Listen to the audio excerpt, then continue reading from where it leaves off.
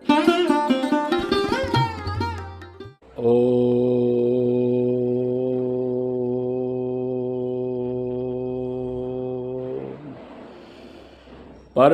स्वरूपां च वेदगर्भजगन्मयी शरण्ये त्वामहं वन्दे दुर्गा दुर्गतिनाशिनीं कामाख्यां कामदां श्यामां कामरूपां मनोरमां ईश्वरीं त्वामहं वन्दे दुर्गा दुर्गतिनाशिनीं।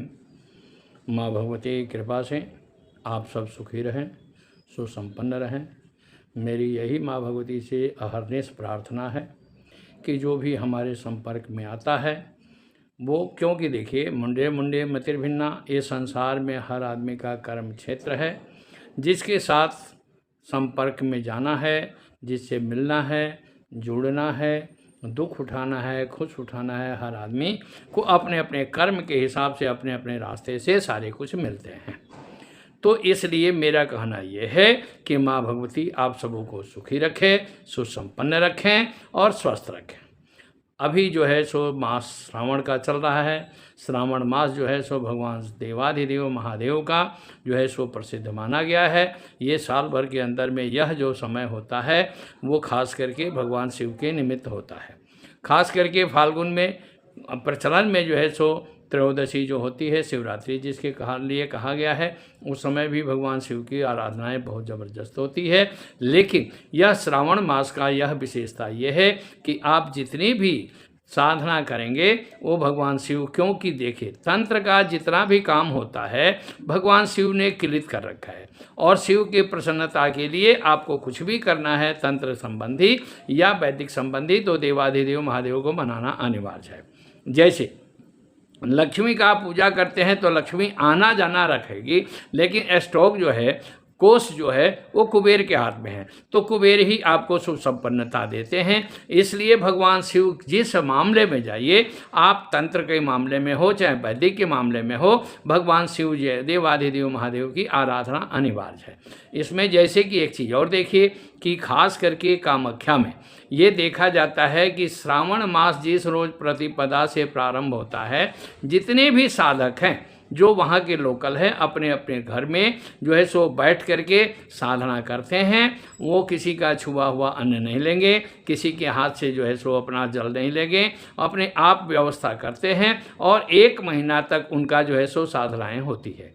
और साधना जिसको जैसे इच्छा है, जैसे कोई बगलामुखी का साधना करता है, कोई छिन्न मस्तका का साधना करता है, कोई भुवनेश्वरी का करता है, कोई माँ कामाख्या का करता है, तो कोई तारा का करता है, कोई काली का करता है। तो जिसकी जो व्यवस्था है, जो साधना है, तो वो जो है सो वहाँ पर कामाख्या में सभी लोग अपने अपने साधना में रहते हैं। और 1 महीना के बाद जब सभी लोग वहाँ पर मेला लगता है, वहाँ पर जो है सो तंत्र का भी वातावरण प्रचलन देखने को मिलता है। इसलिए जो भी आदमी जाता है उसमें प्रचलित में जो भी तंत्र का क्या ख्याति है, तंत्र की ताकत क्या है, वो उस समय प्रदर्शित होता है। क्योंकि जगह जगह के लोग आते हैं और कामाख्या में जो है सो अपना वहाँ पर मेला लगता है, उसमें अपना प्रदर्शित तंत्र का भी करते हैं। क्योंकि ये बहुत कम लोग जानते हैं, क्योंकि खास करके वहाँ पर जो है वहाँ के जो लोग हैं वही इस तंत्र का प्रचलन में रखते हैं, इस तंत्र की प्रचार प्रसार करते हैं। तो इसलिए मेरा कहना यह है कि अगर आप इस परिवार में आप जहाँ भी रहते हैं, ये कोई ज़रूरी नहीं कि आप कामाख्या में ही करें, आप जहाँ भी रहते हैं माँ भगवती का आराधना करते हैं तो वो और पावरफुल हो जाता है। नंबर 2, भगवान शिव का जो आराधना जो है सो इसमें खास करके लोग महामृत्युंजय करवाते हैं, रुद्राभिषेक करवाते हैं।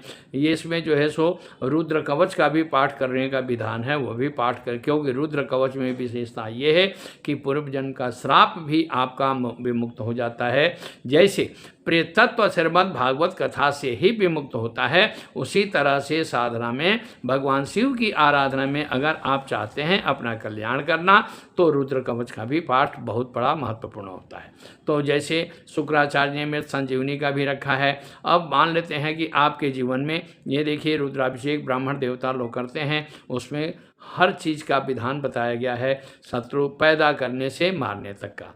जैसे मान लेते हैं कि जिसको संतान नहीं है उसके लिए खास करके काली गाय का दूध से भगवान शिव को अभिषेक करें। अब भगवान शिव प्रसन्न होकर के आपके जीवन में सुख और शांति देते हैं। दूसरी बात यह है कि अगर आपके पास सत्ता चाहिए, सत्ता का प्रधानता है, उसमें पंचामृत से आप जो है 100 बातन अभिषेक करिए।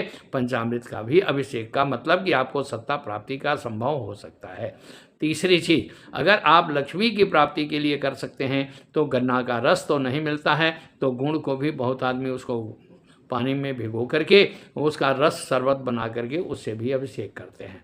अगर शत्रु का समन करना है, मारना नहीं, क्योंकि देखिए जो आपको पैदा करने का हक नहीं है तो मारने का भी हक नहीं है। हाँ, शत्रु जो है खास करके आपको पीड़ित करता है उसको शांत कर सकते हैं, तो इसलिए उसका भी विधान है।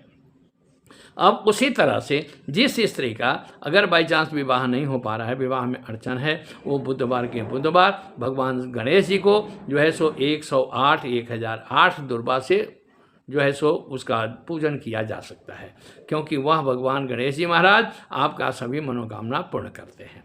दूसरी बात कि अगर गणेश, देखिए हमारे पास कोई भी काम कोई भी आप चाहें तो जिस भी देवी देवता से अगर प्रसन्न होकर के चाहते हैं आप अपना मनोकामना पूर्ण कर सकते हैं।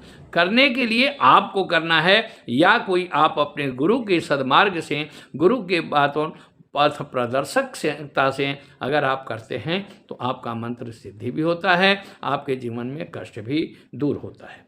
अब रह गया बात ये कि आप बहुत लोग हमारे पास फ़ोन करते हैं कि महाराज जी मैंने तो बहुत साधना किया लेकिन मुझे कुछ मिला नहीं।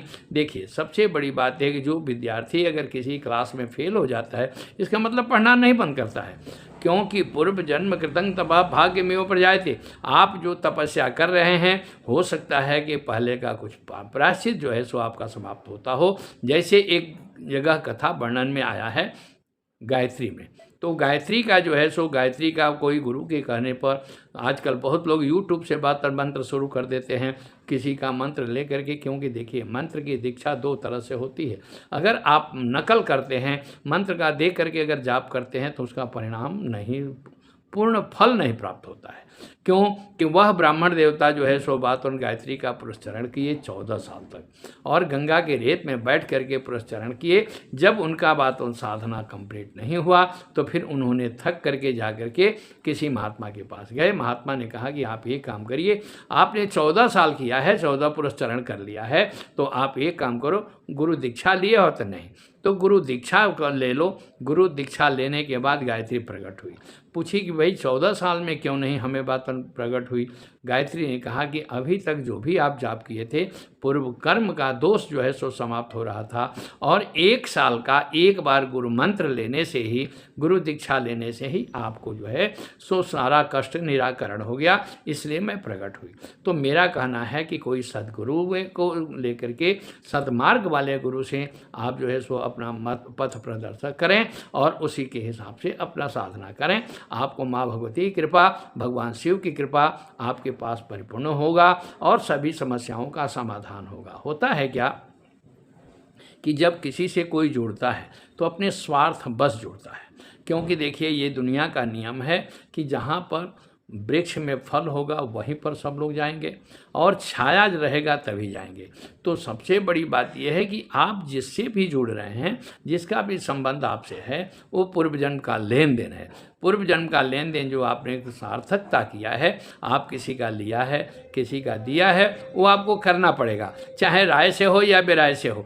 तो इसलिए कभी भी आप जो साधना करते हैं, जो आराधना करते हैं, किसी अच्छे गुरु के संपर्क से हो करके करिए, और आप अगर चाहें तो हर मनोकामना पूर्ण हो सकता है। हम चाहे जिस भी देवी देवता में ले, देखिए सबसे बड़ी बात यह है कि शक्ति एक ही है। उस शक्ति को प्रदर्शित करने के लिए, पाने के लिए हमें गुरु अनेकों मार्ग देते हैं, क्योंकि मुंडे मुंडे मतिर भिन्ना, जैसे संप्रदाय 3 होता है, शैव, शाक्त और वैष्णव। तो वैष्णव लोग अगर कहेंगे कि नहीं भाई वैष्णव संप्रदाय में आ जाओ, वैष्णव का आराधना करो, विष्णु का आराधना करो, कृष्ण का आराधना करो, राम जी का आराधना करो, हनुमान जी की आराधना करो। शैव लोग कहेंगे कि नहीं शिव जी की आराधना से सब कुछ मिलता है। शाक्त लोग कहते हैं नहीं शक्ति की आराधना से मिलता है, लेकिन शक्ति एक ही है। उसको चाहे शिव के रूप में मानिए, चाहे विष्णु के रूप में मानिए, या माँ भगवती परम्बा जगदम्बा के रूप में मानिए। तो ये तीनों एक है। इसीलिए खास करके हमारे आखड़ा परिषद जो है सो शाक्त आखड़ा भी एक अलग है। परशुराम जी भी हुए हैं, परशुराम आखड़ा है, मान लेते हैं शैव आखड़ा है, वैष्णव आखड़ा है, क्योंकि संप्रदाय तीन ही है, तीनों में कहीं ना कहीं संयुक्त रहा है। उस तीनों के संयुक्त से आपको शक्ति प्राप्त होती है। भगवान शिव की कृपा आप पर बनी रहे, माँ भगवती परम्बा जगदम्बा की कृपा आप पर बनी रहे, आप परिवार में खुशी रहें, सुखी रहें, सुसंपन्न रहें। जय माँ कामाख्या, जय माँ भगवती जगदम्बा।